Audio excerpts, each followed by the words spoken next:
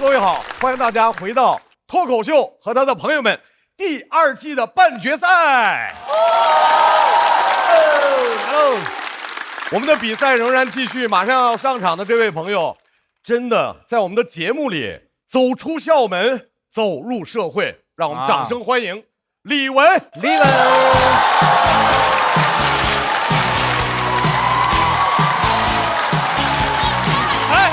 嗨，大家好，我是李玟。然后呢，对我是一个学生，然后今年毕业了。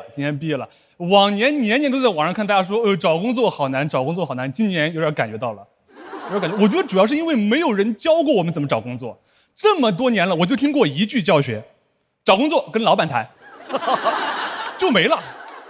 现在这个求职本身开始的就非常早，现在都是秋招，提前1年就开始了。我真的有点理解不了为什么要这么早开始，朋友们。以现在这个大环境，1年过后，这公司都不一定在，搞不好我还没去报道呢，公司爆雷了。去之前以为去了个大集团，到了发现恒大集团。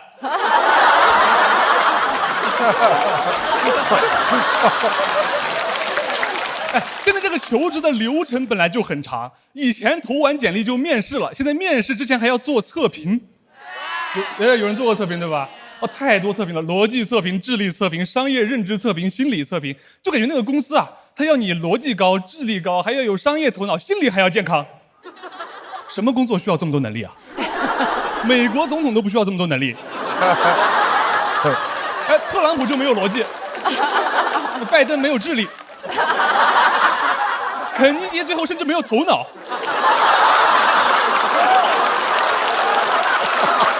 太地狱了。很难得啊，朋友们，这个段子可以在中国讲，不能在美国讲。这个所有测评里面最讨厌的是那个心理测评，朋友们，它包装的多好听啊，叫心理测评，本质上就是测你有没有精神病，有没有什么精神分裂症、妄想症之类的。我第一次做的时候我还不知道。我还在那揣摩出题人的意图呢。那个题目问你，他说你是否经常觉得自己能看见别人看不见的东西？我以为这是一种工作能力，选了个比较符合。我本来是想选非常符合，但我想了一下，我说老板应该也有见不得人的事儿吧？我甚至幻想过，我甚至设想过，老板到时候面试的问我，他说同学，你能看见什么？别人看不见的东西啊，我说活儿。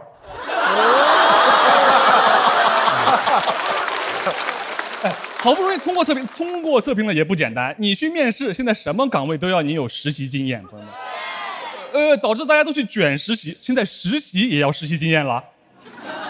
我之前去面试一个大厂的实习生，我跟那个 HR 聊得特别开心，聊到最后他说，可是你没有实习经验啊。我说对啊。因为我是来实习的呀，他说对啊，那你要先去别的地方实习啊，这也太荒谬了。这种感觉就是你去那个餐厅吃饭，老板说，我们这儿空腹不让吃饭。后来甚至我去到一些小公司问一些更荒谬的问题，有些小公司他会问你属相、星座、血型，有人遇到过吗？就是我感觉就是这个公司符合标准的候选人太多了，多到他已经可以上玄学来筛人了。我第一次被那个 HR 问血型的时候，我都害怕呀。我说你们公司是真需要新鲜血液啊？我知道资本家吸血，没想到吸的是我的 B 型血。HR 跟我说，有科学研究表明了，A 型血的人细心。B 型血的人粗心，所以我们不要 B 型血，这也太荒谬了。朋友们，照他这个说法，这个公司就只有 A 型血，蚊子来了都得营养不良。但其实我知道你的这个面试也不会真的说查你的血型，对吧？他就是一问，但我也不敢真的把血型改成 A 去投递这个公司，我怕哪天老板真的不行了，要我输血。我只能说，哎呦，对不起，当时我把血型给填错了，都怪我太粗心啦。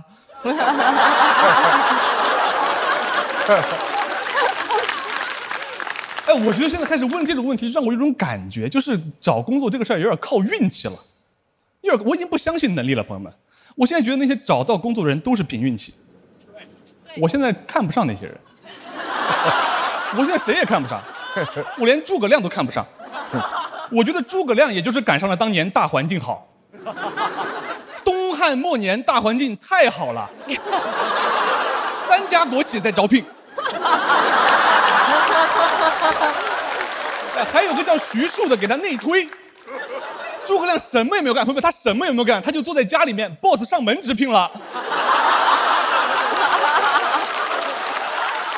我接受不了，我接受不了，我接受不了。诸葛亮要是活到今天，肯定找不到工作，他肯定找不到工作，他的那个经历太差了，太差。先帝创业未半，中道崩殂了，扫把星。哎，还有个哥哥诸葛瑾在晋对公司，那背调也过不了。最重要的，最重要的，朋友们，他出山的时候就已经27岁了，已经不是应届毕业生了。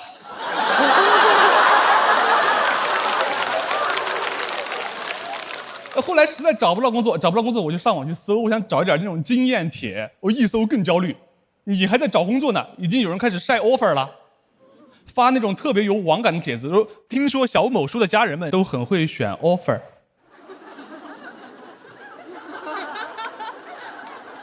你听谁说的？家人们哪有 offer？ 家人们只有 suffer。这个梗需要一点4、6级啊。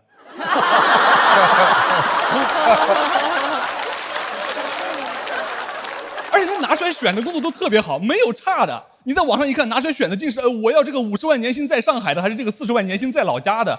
我说什么意思？选一个，另外一个给我呗。感觉他就不是想选，他就是纯炫耀。像一个河神，他从那个河里面飘起来，他说：“我有一把金斧头，还有一把银斧头，我厉害吧？”我转手就把小某书删了。后来真的一直没找到工作。后来我偶然在朋友圈刷到了一个学长，他说他开了一个求职辅导机构，1年赚了200万。我当时很好奇，我就问他，我说：“哥，你的生意秘诀是什么？赚这么多？”他说：“很简单啊，就是推销课程嘛。没有人买就贩卖焦虑。”这秋招一开始就在网上去发，听说小某书的家人们都很会选 offer。谢谢大家，就讲这儿，拜拜。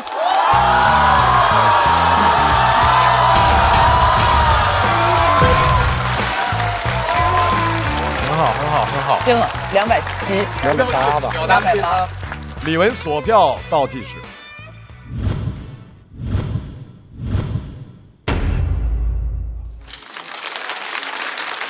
李玟是应届的硕士，对，化学专业的，对啊。现在找到工作了吗？现在找到工作了，现在在干销售。啊？卖什么啊？卖洗发水。有没有增发的？给我们卢老师用一下啊。这个我知道，心里有数。你想做销售吗？日渐销售。我去面试的时候都是这么说的。对，我面试的时候都会说我想做销售，但其实是因为化学对口的岗位基本上都没有要我。就是挺困难，就可能很多人以为硕士怎么可能找不到工作，但其实这理工科真的会这样，就是很多工作他不要硕士，只要本科生，因为那个公司他不支付硕士的工资，所以他会觉得你去了不稳定。那你当初为什么要读硕士呢？哇，你看看这跟面试一样哇。我其实是因为没有想得很清楚吧，我保研了当时。啊，太优秀了。我是觉得确实是很多时候是没有想得很清楚，就当时觉得保研就去读了，然后可能其实有更好的职业规划。这不是你理想的工作。我觉得不算是吧。我最开始因为学了7年化学，我还是想当化学工程师的，但确实那个公司没有要我，我就干销售去了。我觉得因为讲那个找工作的这个脱口秀，其实不是说是一个非常新的。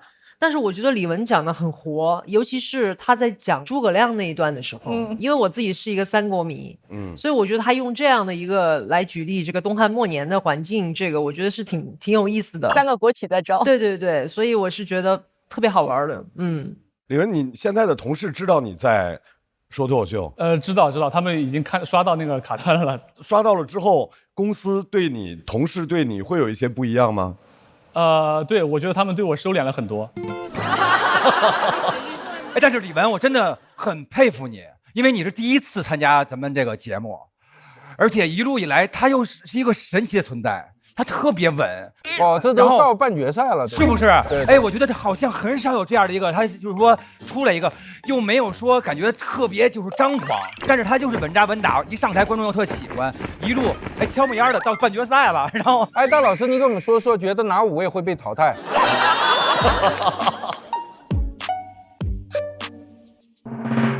咱们要是说能算命还干这个吗？对不对？行嘞，我觉得前途无量，特别棒啊！坚持住，就差这最后一哆嗦了。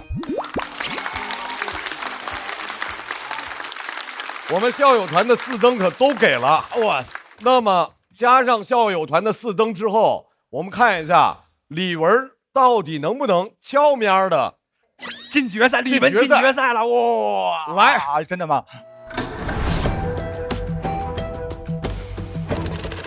哎，这个真是奇迹，我觉得特稳。我感觉进了，应该是进了。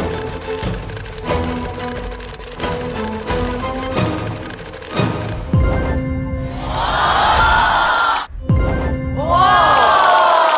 恭喜李玟顺利的晋级决赛，真的！哇！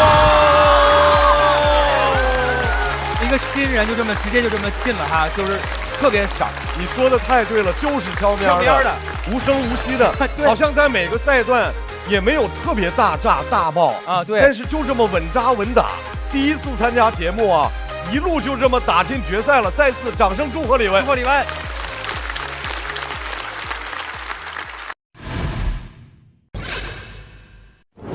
你就觉得李玟怎么进来了？就是李玟是谁呀？可是李玟就在呢，然后李玟还进总决赛了。他是悄没烟的一个对邪门的就进来了，他是邪门派的啊。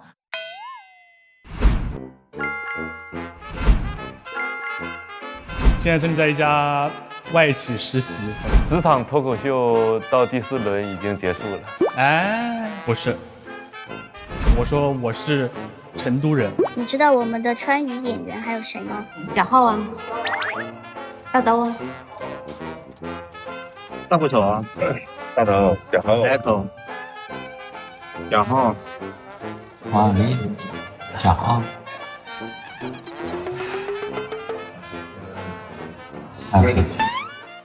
李玟。我说是因为今天中午李玟我俩刚直播完，他直播的时候他说他是成都的，我就记住了。你之前知道他是？之前不知道，之前我都不知道。啊！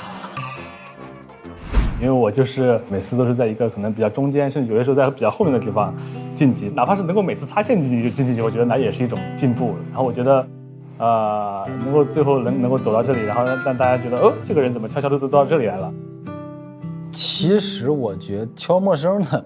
就是他不可能每一轮都侥幸晋级，他肯定这个人就是非常厉害。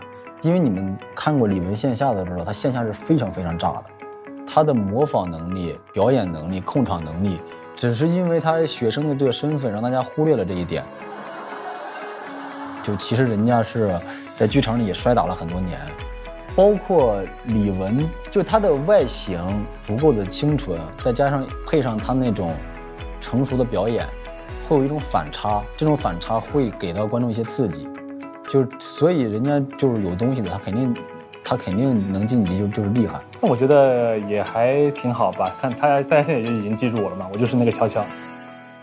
下面这位朋友，大家都夸他观点通透，但是其实他自己也曾经有过一些误解，让我们掌声欢迎王小利。小李姐加油！你看动作像女将军走，对对，都是这样的啊，带风怎么带风啊？好，大家好，我是小丽。我一直觉得自己普通话很好，这个地方不是笑点。直到前几年我去北京参加一个脱口秀比赛，当时得票不是很高，就有演员过来安慰我。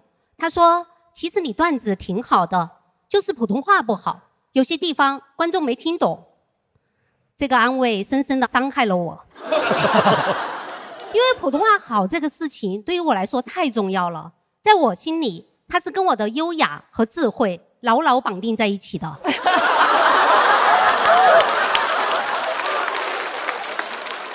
我普通话好，我就是个都市丽人；我普通话不好，我就是个讲川普的中年妇女。我根本没有办法接受我普通话不好，所以我当时就选择了不相信他说的话。我怼他，我说你不懂，不要乱说，我段子哪里好了？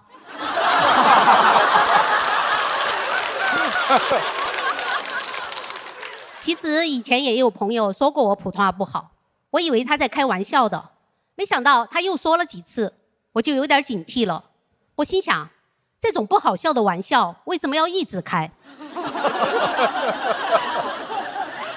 然后我就推断他应该是喜欢我。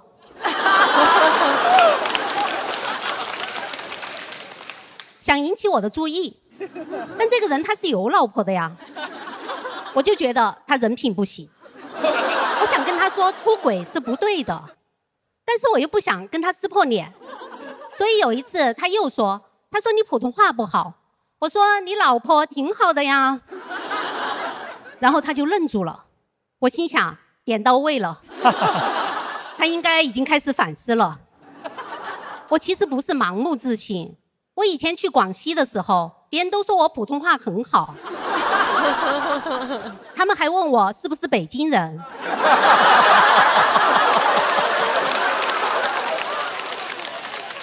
我还有普通话等级认证证书，不是买的，我自己考的，没有人会买2级乙等。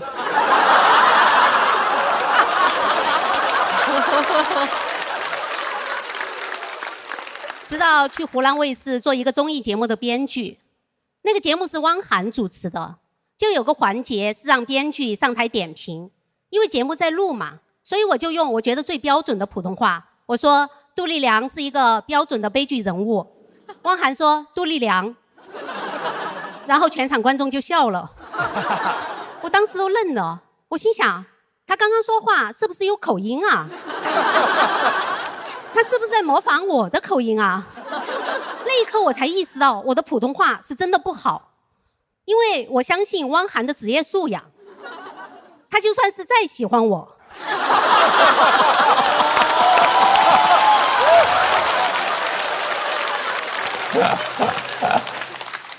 也不会在录节目的时候跟我开这种玩笑嘛。那我普通话不好，我还能当都市丽人吗？还是说讲川普就只能当成都市丽人？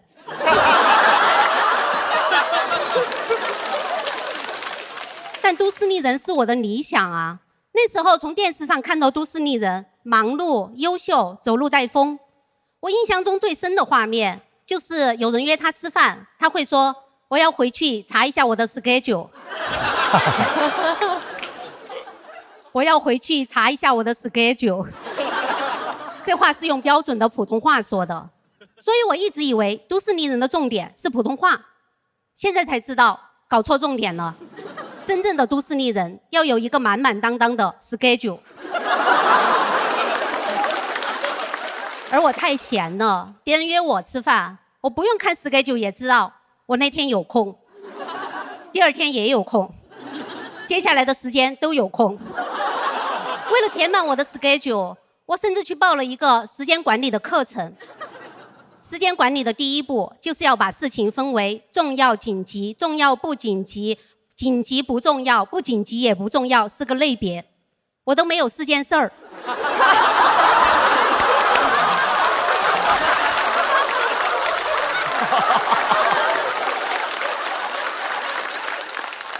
我问老师，我说那吃饭算哪一类？老师说分类前应该先把吃饭、睡觉这些事情刨除掉。我心想，那我不是就只剩1件事情了，逛公园？老师说逛公园这种事情不紧急也不重要，建议不要做，也可以花钱雇人做。原来我只要有钱，我就可以不用亲自逛公园了。可惜我没有，只好浪费时间自己逛。有个一起上课的朋友跟我说，他本来已经很忙了，没想到学了这个课之后，又能挤出1个小时时间来学习。我心想，我一天就工作1个小时，要是再挤出1个小时，那我不是24小时都没事干了吗？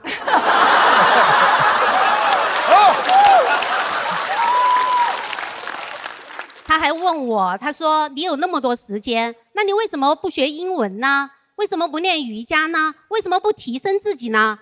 这些问题问得很好，我赶紧把它们写进了我的 schedule， 然后花时间慢慢想。想了很久之后，我发现我只是想像电视里的都市丽人一样，看起来很忙，但不想真的做事儿。所以我不是真的想当都市丽人。我跟朋友说，我说我不想再当都市丽人了。我朋友说啊 ，What are you talking about？ 什么东西啊？我说我一直在当都市丽人，你没发现吗？他说完全没有啊。我又问了几个朋友，发现没有人发现我在当都市丽人。他们还问我为什么要悄悄当。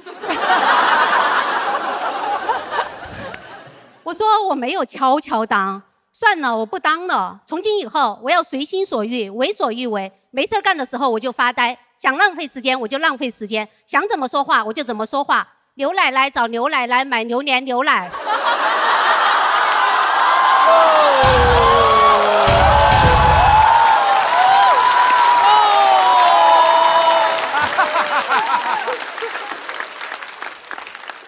我朋友说没有人可以活得这么自由。我说真的吗？我不信。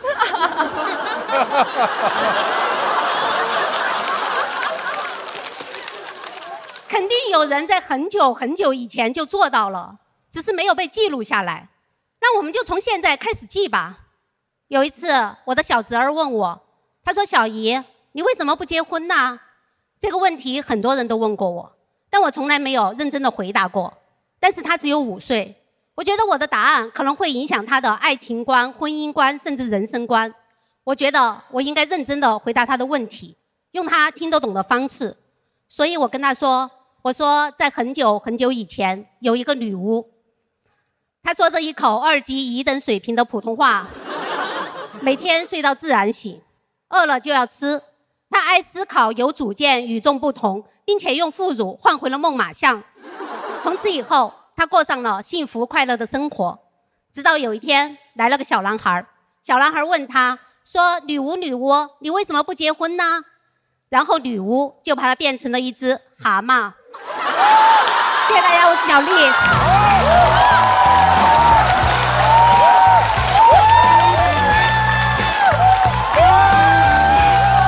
好东西，好真好。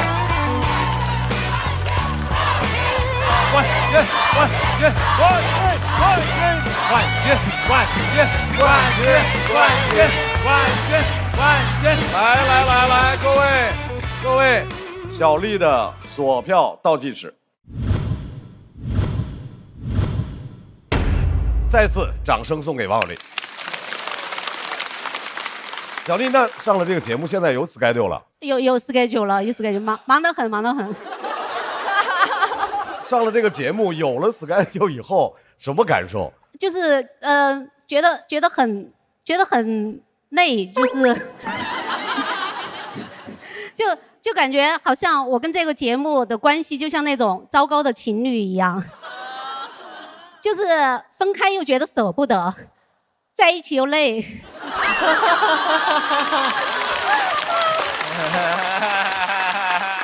小丽这次的表演，好像因为这已经到了半决赛了，而且大家都喊冠军嘞，真的。而且听小丽每回都感觉大家都想成为小丽这样的人，是吧？就是那种她心中有一种特别，这叫都是丽人，哇，太棒了。然后都是丽人，都是丽人，就感觉这个世界想到小丽，就会觉得这个世界多了一份美好，特别棒。希望小丽，哎，冠军了，您要是冠军了。大佬说的特别好，刚才全场都在喊啊，我就想请问一下，小丽在你的设定里面有没有拿冠军？我自己吗？啊，我还是就是要根据现实情况来。没有，你把你的 schedule 改一改，8月29号拿冠军那天，那天主决赛啊。刚刚大老师说，每次听小丽姐讲的内容，会是一种特别美好的啊。我觉得她的这种美好，其实可能是帮我们解开了某一种束缚。对，另外一个，作为一个四川人，我觉得对于普通话这一点，我从小我们就有一句话叫“天不怕地不怕，就怕四川人说普通话”。就我从小就听这句话的，而且我们有一些话其实跟普通话的那个意思其实是会有点不一样。比如说我们说怂，这个娃娃好怂哦，是什么意思？北京话怂就特别胆小、懦弱，对，懦弱。但是我们的那个意思是这个人很嘴馋。哦，是这样吗？没事儿，春春说的都是对的。不对吗？难道不是这样吗？难道这是我妈骗了我的？我们一直这么说呀。啊，不是吗？难道我回去要问问我妈了？我们老家可能跟春春老家可能不一样，就是因为四川也有很多在方言里面的分支，对分支，对。那我那个话等于说是不是青羊区的话呀？我也在青羊区。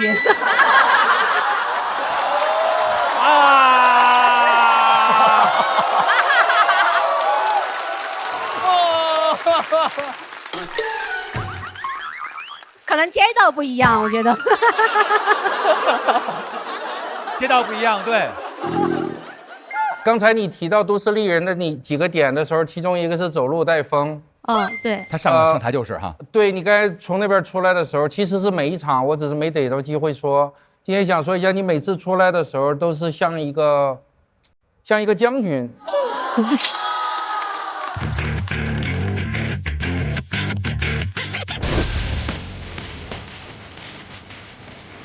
他每次出来的时候，虽然这屋里的风没变，但他就是走路带风的，衣服下摆也是飞起来的。所以我刚才还跟大老师说：“快看，快看！”是，真的这样，一点没有夸张，真的非常离谱。然后离谱，就那个酷的劲儿。对，就是小丽，好像就每次说他在道理的时候都倍儿坚定，特别坚定。风吹过来到他面前停了，我就这么想的啊！我不管这个世界风怎么吹，我是听着特别的激动，甚至我有一点点想掉泪的感觉。然后他讲的我特别的感动，因为他讲到一个女巫的意象是从小到大我们认为女巫是坏的，直到我听过3个好女巫，我们听到过萨勒姆女巫的故事，那是一个完全是一个在抓女巫的莫须有的一个故事。然后后来看魔法坏女巫，然后到你这个讲到女巫的意象，我想天哪，就是完全可以合到我们小时候听到一句话叫所谓好女孩上天堂，坏女孩打引号的走四方。我希望我们都能够成为那个走四方的那个女巫，像小丽一样。我还要谢谢一下那个编剧王子涵，他帮我改了一下这个。然后他说：“那你是女巫，你就有魔法，你可以把它变成一只蛤蟆。”所以特别感谢他帮我改了一下这个。谢谢。您的专场是不是也叫女巫？对，专场叫女巫。因为当时我发现都市丽人这个身份我当不了之后，我就想找一个新的身份认同。我也想，我想女王我肯定是当不了，因为我这个人就是能靠别人，坚决不靠自己。女神也没有办法，因为我觉得没有那么女神那么精致。然后我最后就想了一下，那就先当女巫吧，因为女巫有很大的空间。可以去自由的探索，你到底想做什么？你想完成一些什么事情？然后，所以当我做那个专场之后，我就在想，其实女巫在我的定义里面，就是你不按照社会期待的活着，也能活得很自在，那就是女巫。对，这就是我自己给她的一个定义。很多人会说，哦，她就是天选之女，她的家庭太特别了。但好像还不仅仅是来自家庭的支撑，就他是个很特殊的一个人，但我希望他这种特殊能够变成更多的，变成某种共性。我希望我们都能够像他一样，出场设置就是如此。哇，对我认知好清晰啊！超级好，女巫哇，把你变成一个蛤蟆，就只记得在台上出现的时候，我非常快乐。这是什么东西呀？像个女巫一样催眠了我。刘奶奶喝牛奶，就是那个。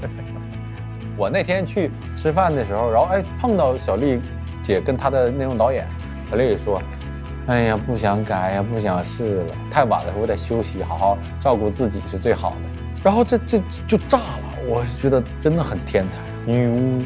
我怀疑她是有一些神秘的配方，然后兑了一些神秘的药水。因为我也是没有去遵循家庭的一些规训。想办法在自己能力范围内去支持周围的女性，是我们谁不是女巫呢？太棒了，小丽是一个场场让人惊喜的脱口秀演员。对，而且特别充满希望，对一些啊。校友团的4灯全都给了，必须的。在大家满场都在喊着冠军冠军之后，王小利会获得多少支持？很满意，我现在越来越感觉到跟观众的那种连接。294、293。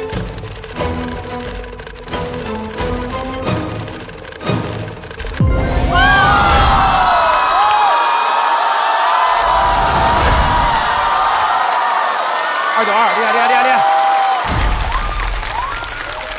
哦，太棒了！我法